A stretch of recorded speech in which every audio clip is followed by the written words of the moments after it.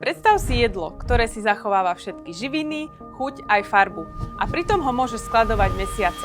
Presne toto dokáže liofilizácia. Liofilizácia alebo sušenie mrazom je proces, pri ktorom sa voda z produktu odstraňuje zamrazením a následným odparením ľadu vo váku. Tento proces zachováva štruktúru, chuť, vitamíny a minerály potravín oveľa lepšie ako tradičné sušenie. Vďaka liofilizácii si môžeš vychutnať ovocie či zeleninu, či hotové jedlá prakticky bez konzervantov a bez straty živín.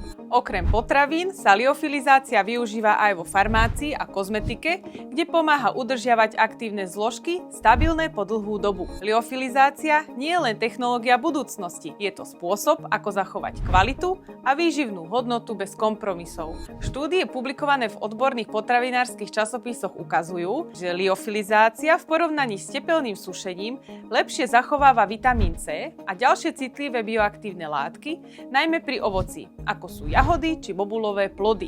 Máš vo svojom jedálničku liofilizované produkty? Alebo je to pre teba novinka? Napíš mi o tom.